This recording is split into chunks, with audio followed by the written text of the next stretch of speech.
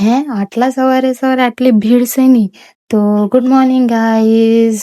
છી યાર મેં કેવી થઈ રહેલી, મેં તો હમણાં જોયા કરું આટલી બદતર થઈ રહી એમ કે ઘરે છી.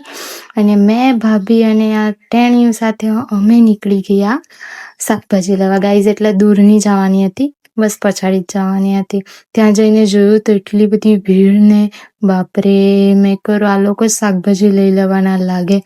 આ છોકરી લોકો ને બૈરા લોકોની આ જ પ્રોબ્લેમ કે કોઈ આવે એટલે નીકળે જ પડવાનું ઝોલો લઈને. આ જોણી બધા એ લોકો મને તો અંદર ઘૂસવા બી નહીં લઈ. આટલી પતલી તો બી પછી જેમ તેમ કરીને બિચારા અંકલના બાજુમાં જગ્યા હોય દી ને મેં અંદર ઘૂસી ગઈ. લઈને પછી ના અને મેં દ્રાક્ષ આપી લીધી ચોરી ચૂપકે, બહુ બધું લઈ લીધેલું. એને કાકડી ટામેટું બધું એક વસ્તુ ચોરી કરી લીધેલું. હજુ ને કેવું મોટું ખાયા કરે પાછું. મસ્ત રસવાળું નલવતા ત્યારે મજા જ કઈ અલગ હતી. એને જોઈને મને મારું બચપન યાદ આવી જાય. કેટલી મસ્તી કરતા હતા યાર, હું કહી શકું. અને બપોરે પાછું હાઈલું આવી લાઈક બસ મારા વગર એને ચાલે જ નહીં, શું કરી શકીએ.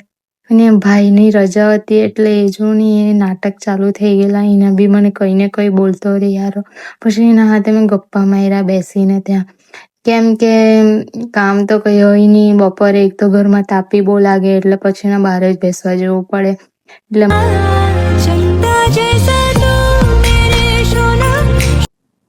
કેટલું ક્યુટ છે ને આ પોયરું મારું ઢીંગલું. ગાઈઝ મને કંઈક ખબર નહીં પડતી મળે કે મેં વિડીયો સારા બનાવતી છે કે નહીં સારા, મારા બોલવાનું કે શું કંઈ ખબર નહીં પડતી મળે. પ્લીઝ મને કોમેન્ટ કરીને બોલો કે મારે આગળ શું કરવાનું. તો પછી મેં જમરૂ કઈ નહીં બચી ગયો, માથું રંગાઈ જાતે. પછી મેં જમરૂક પાડવા લાગી ગઈ. મારી ઘરના જમરૂક બહુ જ મસ્ત લાગે, એટલા મીઠા ને આ બહુ ખાયા લોઠું તો બહુ ટેસ્ટી લાગે.